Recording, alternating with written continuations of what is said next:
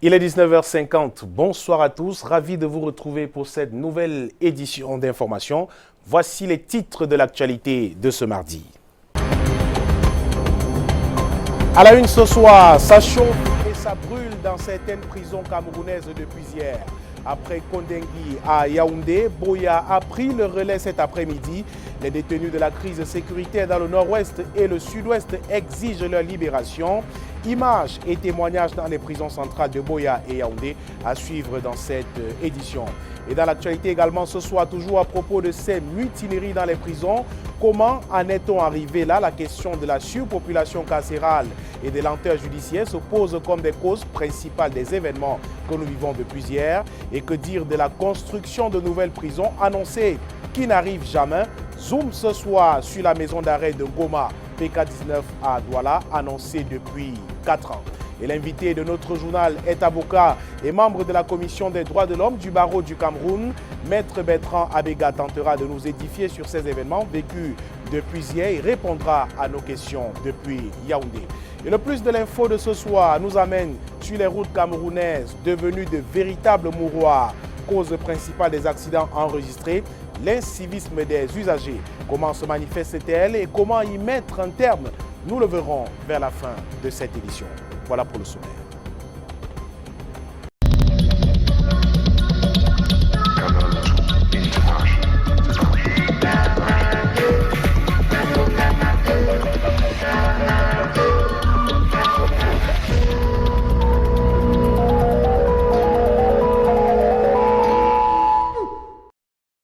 Bienvenue au 19h50, nous le disions en titre après la prison centrale de Yaoundé. Les détenus de la prison centrale de Yaoundé hier, c'était au tour de ces détenus de la prison centrale de Boya de se soulever ce jour.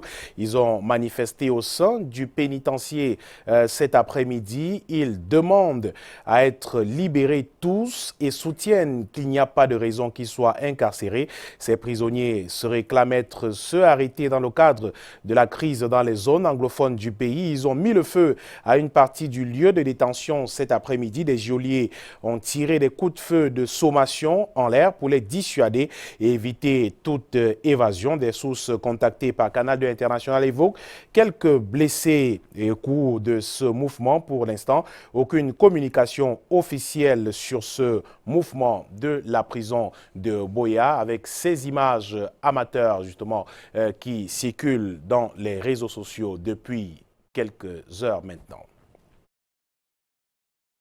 On va partir de Boya pour se rendre à Yaoundé, précisément de Boya, pour retrouver Brand Kamga Yaoundé pour parler justement des mêmes causes qui produisent les mêmes effets. Ce sont plus cette fois-ci ces détenus de la prison centrale de Yaoundé qui ont manifesté hier soir et vous nous proposez ce soir, Brand Kamga, une lecture pour comprendre ce qui s'est exactement passé hier.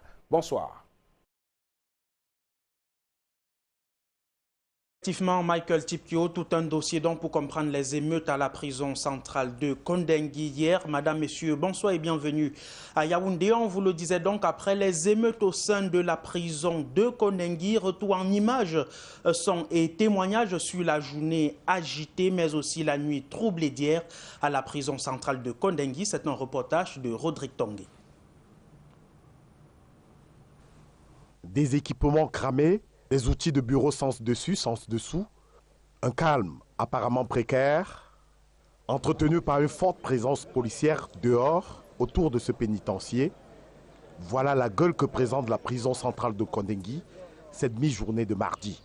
Conséquence d'une nuit de tumulte, rythmée par de vagues de protestations d'environ 1000 détenus, d'incendies, de mises à sac, de tirs de sommation des forces de sécurité, jusqu'à 23 h et un peu plus. Avocat au barreau du Cameroun, Maître Emmanuel Sim, arrivé en fin de soirée hier, s'enquérit de la situation de ses clients impliqués dans des revendications séparatistes et indexés comme responsables en chef de la mutinerie, se souvient de cette nuit difficile en Kondengui. Je n'ai pas réussi à y entrer, mais ce que je peux vous dire, c'est qu'il y avait effectivement dans la prison, à cette heure nocturne-là, des coups de feu étaient faits pour les empêcher de continuer à avancer. En plus du dégât humain, qui fait état de contusion sur certains prisonniers dits de luxe, il y a donc cet important dégât matériel. Aux sources du mal, des revendications pour des jugements avec célérité ou des libérations immédiates. Les détenus anglophones, ils se sont passés le mot depuis quelques semaines et ce mot d'ordre allait justement dans le sens effectivement de se regrouper, de faire effet de foule. Tous les prisonniers finalement étaient dans la révolte qu'il y a eu hier.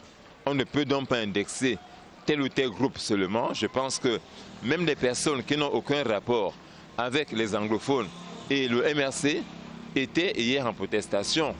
En 12 heures chrono, la prison centrale de Kondengui a été transformée consécutivement en lieu de kermesse, en scène d'émeute, en centre de jet d'artifice d'un autre genre, et à la clé, au petit matin, des détenus en centaines embarqués par des services spéciaux pour des destinations pas encore communiquées à la presse, mais pour certainement des besoins d'enquête.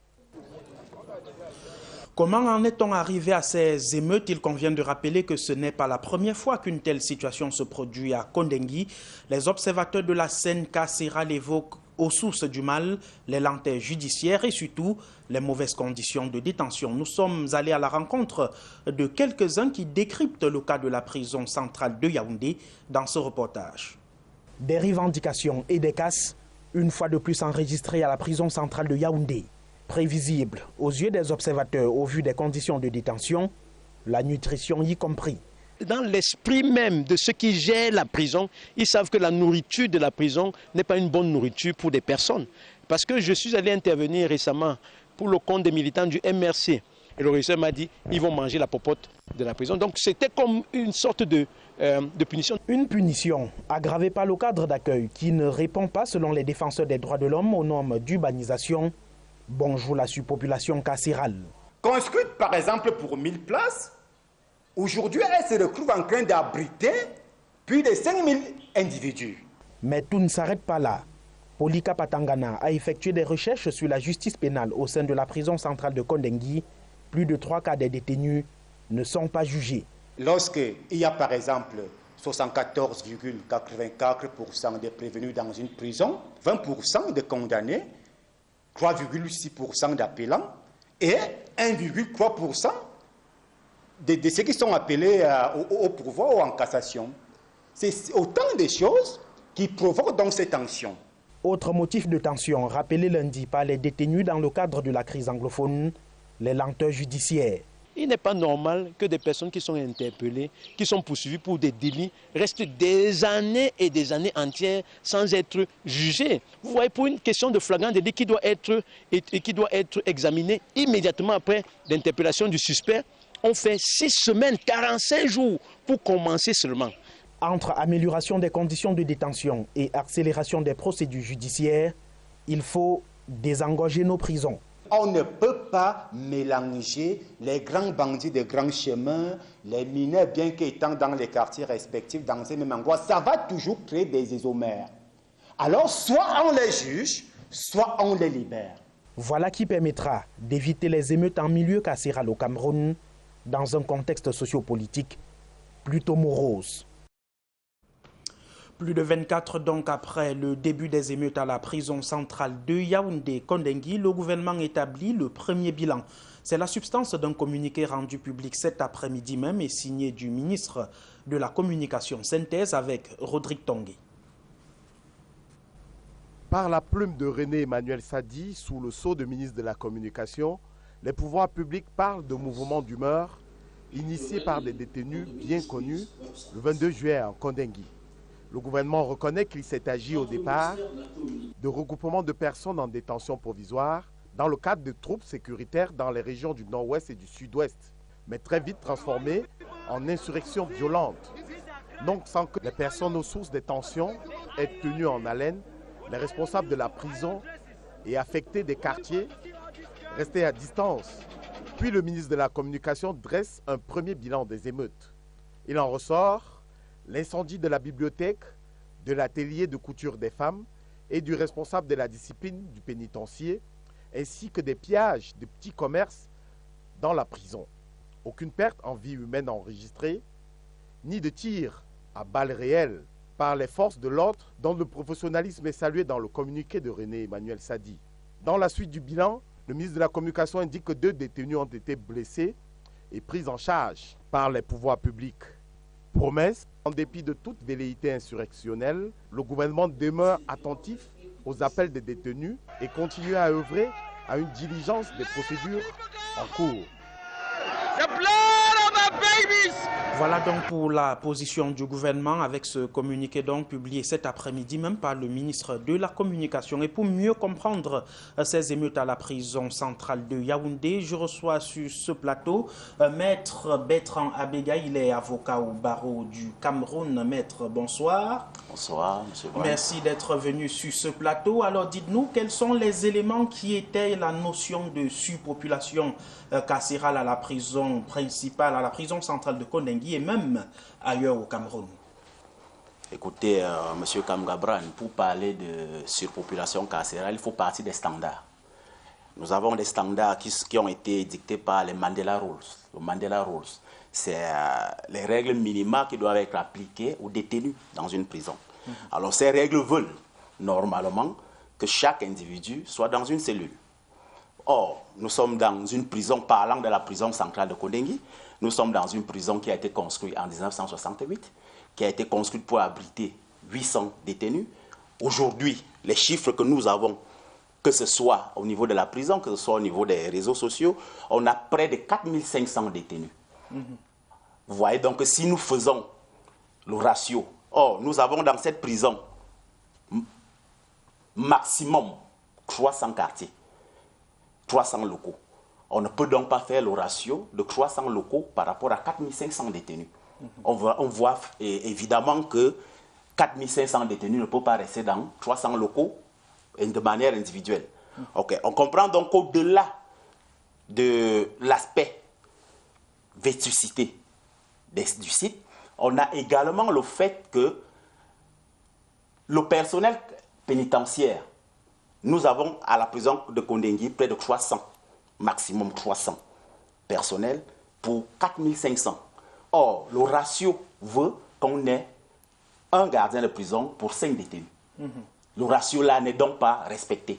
Nous avons donc, au-delà du problème du personnel pénitentiaire, nous avons le problème des locaux.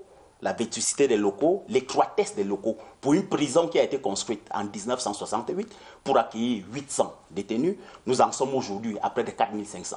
Évidemment que nous sommes là en plein dans la surpopulation carcérale.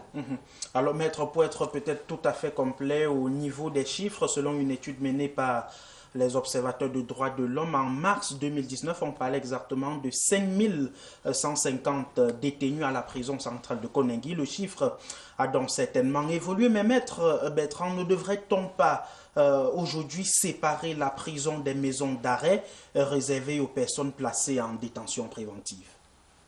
Vous savez, tout est fait d'après la loi. La loi, dans son sens général et générique, c'est-à-dire celle qui est votée par l'Assemblée nationale, ou les décrets d'application. Excusez-moi, mais dans notre pays, nous n'avons pas les maisons d'arrêt. Nous n'avons que des prisons. Et ces prisons sont classifiées par l'ordonnance, par le décret 92 sur portant organisation pénitentiaire au Cameroun. Et nous avons les prisons principales, les prisons secondaires. Nous avons d'autres prisons de production. Alors, parler de maisons d'arrêt dans notre contexte me semble un peu épouser le contexte occidental, c'est-à-dire le contexte beaucoup plus français, qui veut qu'il y ait des maisons d'arrêt, celles-là dans lesquelles, lorsqu'on n'est pas condamné pour une peine assez grande, on passe du temps en attendant être réorienté. Ou alors lorsqu'on est en détention préventive là-bas, parce que chez nous c'est la détention provisoire, et il y a une belle différence entre les deux. Lorsqu'on est en détention préventive là-bas, qu'on soit dans une case de passage, qu'on peut appeler les maisons d'arrêt. Mais nos textes de loi n'ont pas parlé de maisons d'arrêt. Nos textes de loi parlent de prisons et les classifient. Alors, comment se manifeste dans la pratique et au quotidien? On l'a suivi dans un reportage précédent des observateurs qui parlaient de lenteur administrative et judiciaire qui sont épinglés dans l'affaire et qui ont donc conduit aux mutineries de cette nuit à Yaoundé. Écoutez, pour parler de lenteur judiciaire ou lenteur administrative, il faut épingler toute la chaîne. Il faut partir de l'officier de police judiciaire au personnel pénitentiaire. Sauf qu'en réalité, le personnel pénitentiaire est le dernier maillon de la chaîne. C'est celui-là qui ne peut, d'après le décret portant organisation judiciaire, il ne peut incarcérer quelqu'un s'il n'a l'ordre de le faire. Or, les textes de loi dans notre pays sont assez clairs. Il me souvient encore que lors de la dernière réunion des chefs de cour, le garde des Sceaux demandait à ceux-là qui ont l'autorité de placer en détention préventive d'être soucieux de la loi. La loi est assez claire dans notre pays. Nous prenons un exemple en regardant le reportage tout de suite. Je me suis rendu à l'évidence qu'il y avait un de vos intervenants qui disait « Pour les problèmes de délit, on se retrouve en détention ». Je pense bien, si je ne m'abuse, l'article 218 de notre code de procédure pénale demande qu'on ne soit pas détenu lorsqu'on a commis une infraction qui s'appelle délit. Qu'on ne soit pas détenu si on a un domicile connu. Effectivement. C'est-à-dire que lorsque vous êtes amené devant le juge et que vous avez un domicile parce que vous avez commis une infraction qui s'appelle délit, c'est-à-dire punissable de maximum 10 ans de prison, vous ne devez pas être détenu. Mais allons faire un petit tour dans nos prisons, voyons s'il n'y a pas de personnes détenues là-bas parce qu'elles auraient commis des délits en amont. Merci beaucoup, Maître Abega. N'y a-t-il donc pas aujourd'hui des services compétents chargés de contrôler nos prisons et par conséquent des services compétents pour prévenir de telles émeutes?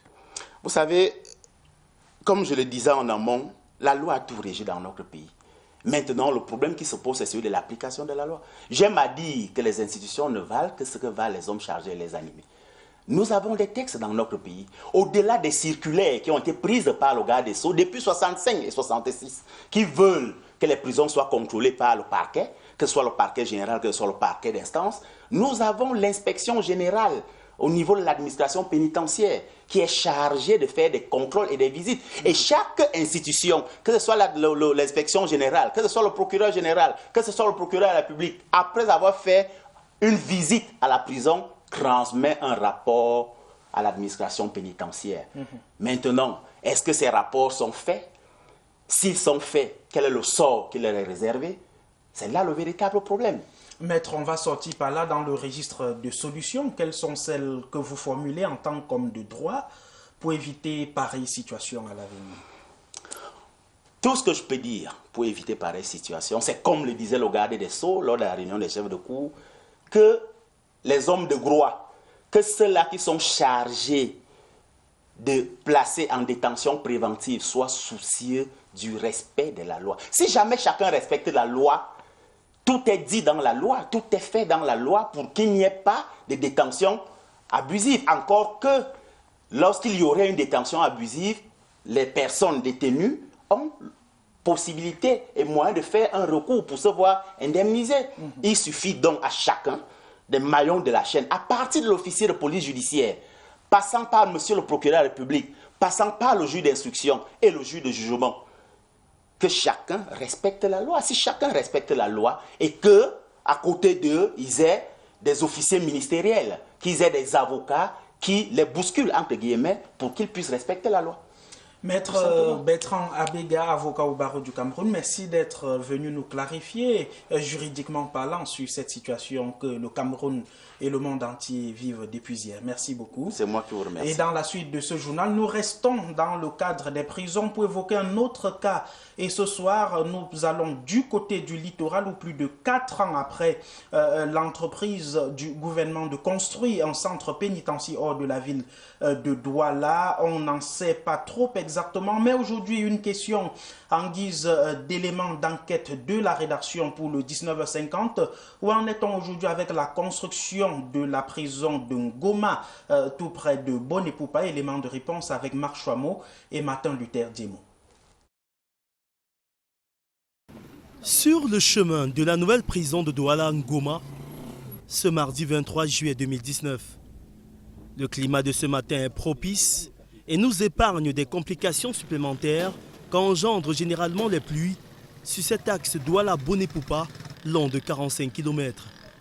À partir du marché PK17, l'on aperçoit un bitume dégradé, des nids de poules de part et d'autre, qui compliquent la vie des usagers depuis plusieurs années. Le problème même le plus régulier, le plus courant, le problème d'amortisseur le pare-choc qui se casse constamment parce que quand tu rentres dans un trou, forcément le pare-choc va toucher le sol.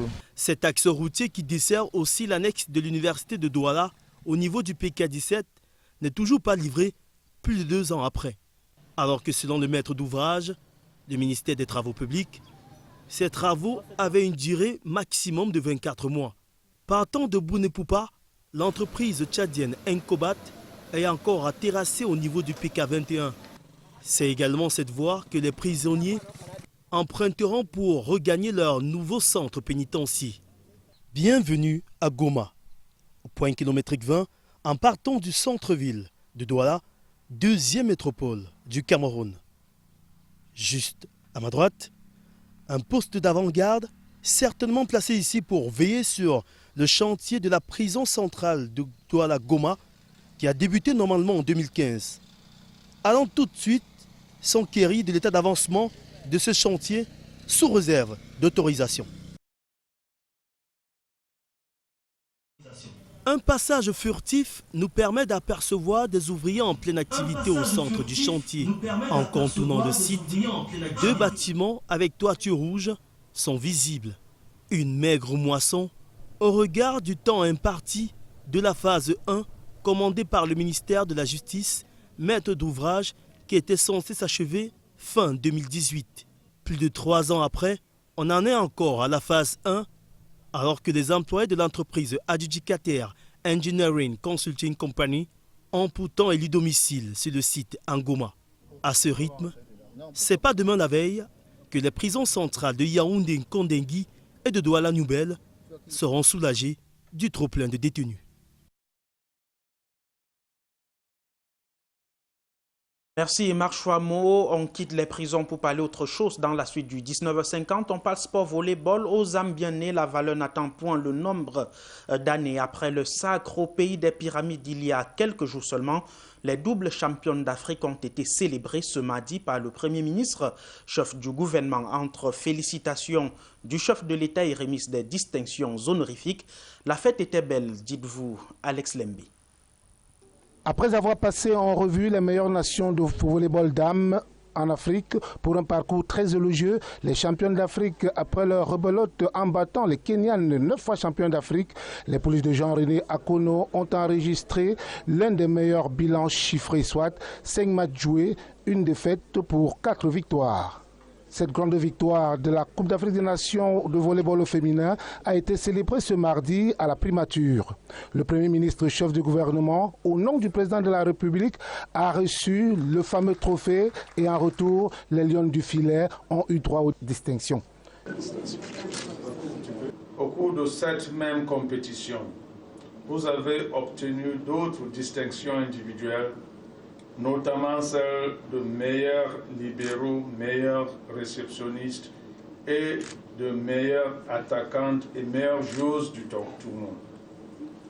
Au nom du chef de l'État, son Excellence Paul Biya, je salue votre bravoure. C'est à travers une cérémonie sobre, mais alors très significative et mémorable, que nos Lions, par la voix de Christelle Nana, leur capitaine, vont remercier le chef de l'État. Nous lui témoignons encore nos différentes gratitudes pour le culte qu'il nous a consacré à l'occasion de notre sacre, ainsi que pour le message de félicitations dans lequel il nous a élevés au rang de modèle pour la jeunesse et pour la nation. Pour le ministre des Sports et de l'Éducation physique, ce n'est que le résultat d'un travail bien fait. Je voudrais, au nom de l'ensemble du mouvement sportif camerounais, aujourd'hui célébrer et magnifier à travers ce beau trophée que nous ont ramené nos valeureuses lions indomptables du volleyball, rendre hommage au président de la République, son Excellence Paul Biya, premier sportif camerounais. N'hésitons pas, le plus souvent qu'au Cameroun, il n'existe pas de sport majeur, de sport mineur, encore moins de sport réservé. Cette interrogation n'aura pas de réponse aussitôt.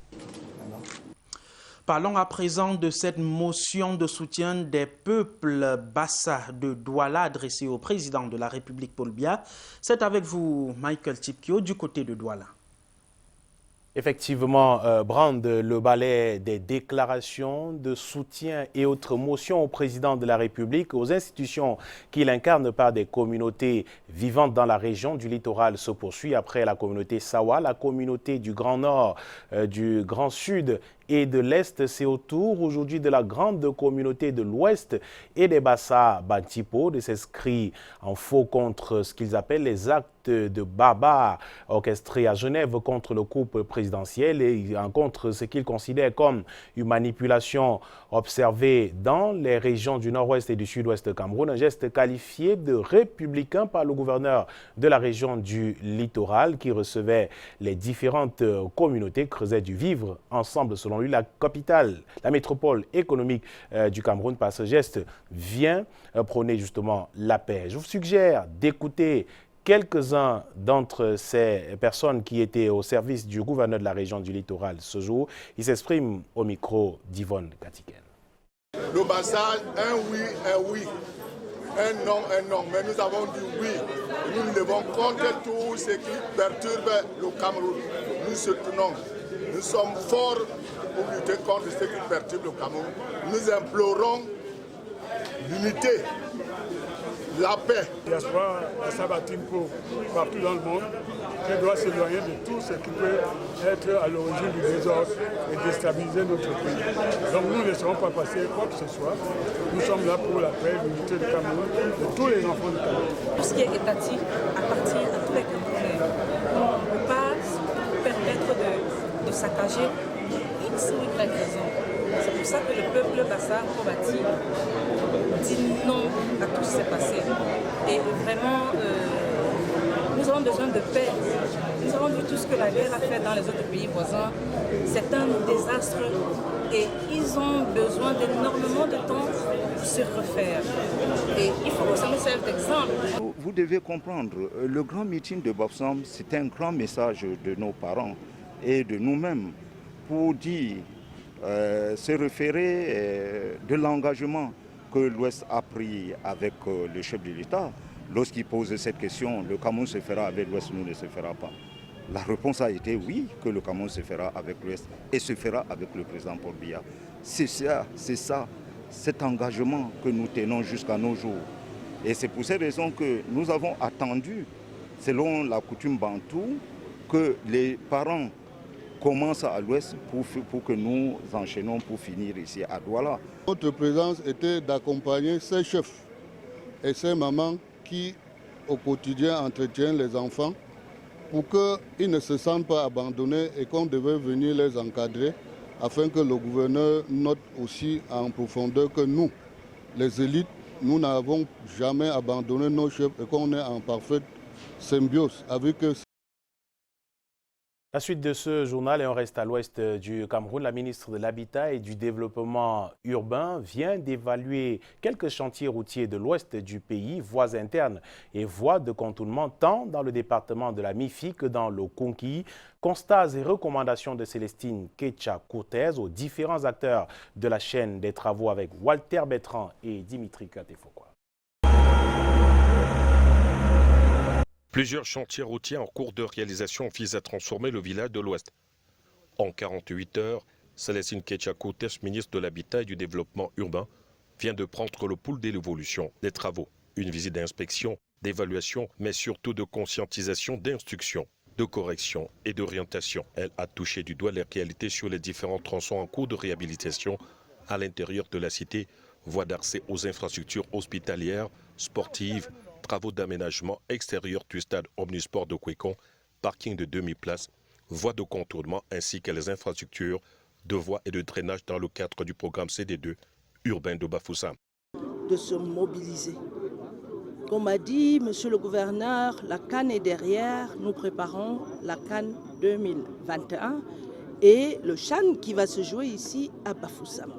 Donc les entreprises qui se mobilisent encore un peu timidement doivent faire le maximum pour que, à mon retour à fin août, ici à Bafoussam, que ce soit simplement pour donner des petites mesures correctives en disant c'est bien, ça a avancé, bravo, et qu'on ait la fierté de venir inspecter avec les inspecteurs qui viendront très bientôt de la CAF. Cette visite s'est achevée à Bafoussam par une réunion de débriefing avec tous les intervenants de la chaîne. La pluie, le financement et le déplacement des réseaux ralentissent pourtant les travaux. Après la volonté exprimée par la 13e conférence des chefs d'État de la communauté économique et monétaire de l'Afrique centrale sur la politique énergétique de la CEMAC, les experts se sont réunis ce jour à Douala dans l'objectif de monter des mécanismes pour la mise en œuvre des recommandations visant l'amélioration des conditions d'existence des populations. Charles Robert Itok et Martin Luther Diop. Booster tout ce qui est politique énergétique de la sous-région afin de lui donner du tonus pour l'amélioration des conditions d'existence des populations de la sous-région CEMAC. Tel est l'objectif de l'atelier régional de mise en œuvre des politiques énergétiques d'Afrique centrale tenu à Douala.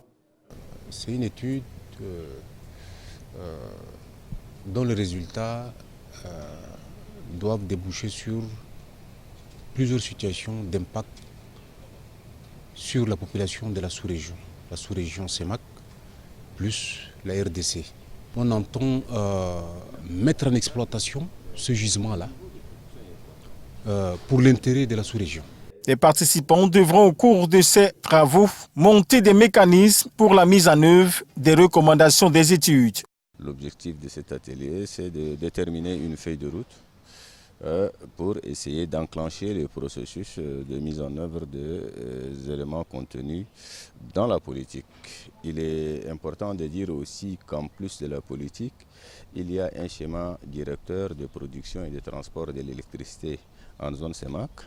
L'application d'une politique énergétique globale dans la sous-région vient intensifier voire accélérer l'intégration sous-régionale en multipliant les lignes d'interconnexion entre les pays de la communauté économique et monétaire d'Afrique centrale.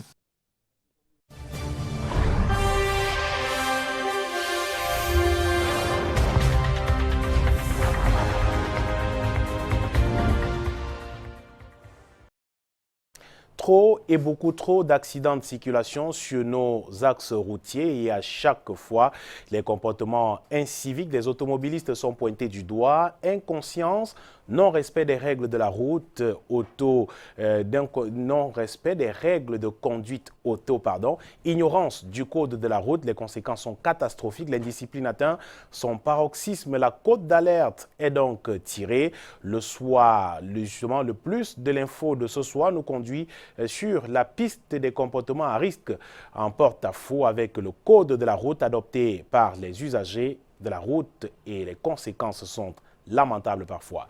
Yvonne Katiken et Guy Fotso pour le plus de l'info de ce soir. 9h au carrefour Persides, plus connu sous le nom de carrefour soudanais. Nous voulons traverser la route sur ce passage clouté, peine perdue. Aucune voiture ne nous cédera le passage. Le feu est pourtant vert pour le piéton, mais nous trouverons difficilement l'accès pour parvenir à l'autre bout de la chaussée. Ce taxi finira par s'arrêter, mais sur le passage clouté. Et lorsqu'on l'interroge, sa réponse est plutôt surprenante. Vous venez d'arriver au Cameroun et ironiquement, nous allons répondre oui. Alors le taximan poursuivra en disant « Renseignez-vous, ici, pas besoin de ce truc pour traverser. On peut passer partout. Passer derrière ma voiture. » Au quotidien, les piétons doivent affronter les automobilistes. Ici, le feu est pourtant rouge pour les automobilistes. Tous les véhicules continuent librement de circuler sans aucune crainte. À l'école primaire, on m'a appris que le trottoir était destiné aux usagers, aux piétons. C'est un endroit bien aménagé pour que les piétons circulent librement. Mais à Douala, c'était plutôt le contraire parce que le trottoir aujourd'hui est plutôt pour les véhicules. C'est aménagé pour les véhicules. De ce quoi, quand vous êtes sur le trottoir et que le véhicule veut peut-être se garer et que vous posez la question à savoir mais est-ce que vous ne pouvez pas laisser le temps de passer, ben ça devient un problème parce qu'il vous dit allez foutez le camp. Quand Yabassi, les feux de signalisation fonctionnent, mais observons ensemble le comportement de ces automobilistes.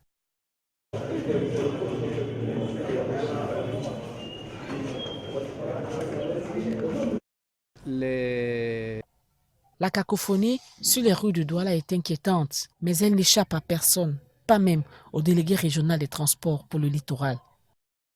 Il faut être aveugle pour ne pas voir ce qui se passe dans les grandes métropoles de notre pays. C'est une désolation parce qu'on dirait qu'il n'y a plus de règles.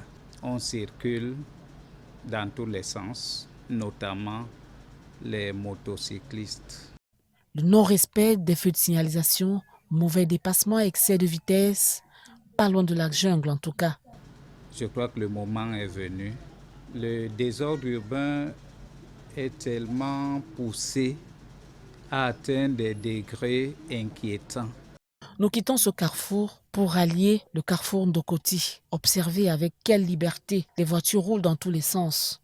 On dirait que, pour reprendre le professeur Monondiana, on a écarté la norme et on normalise l'écart. C'est inquiétant. Mais on s'interroge face à cette triste réalité.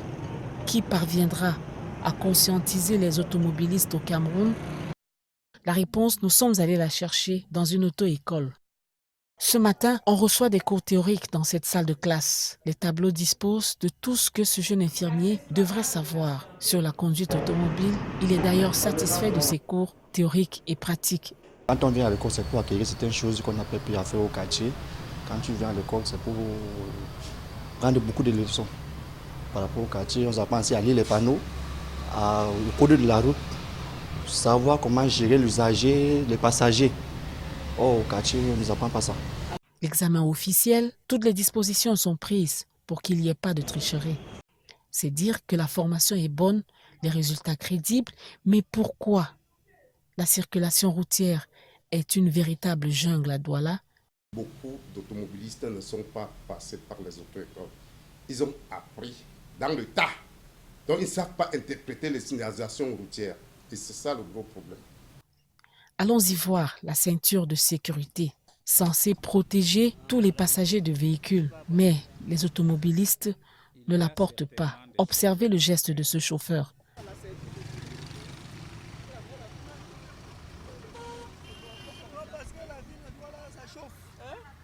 Il fait chaud à Douala, excessivement. Et c'est ça qui fait qu'on met la ceinture. Ah, pour certains. Il semble connaître l'importance de la ceinture de sécurité, mais ne la porte pas. Seules les sanctions peuvent les y obliger. Les initiatives des transports seules ne suffisent pas. Oui. Les transports vont se joindre au FMO pour voir ce qui peut être fait. Et c'est urgent, c'est impératif, quelque chose doit être fait. Heureusement, dans ce cafouillage, certains usagers restent consciencieux des règles élémentaires de la conduite automobile. Mais la question demeure, qui sauvera les usagers de la route de cette jungle à Douala?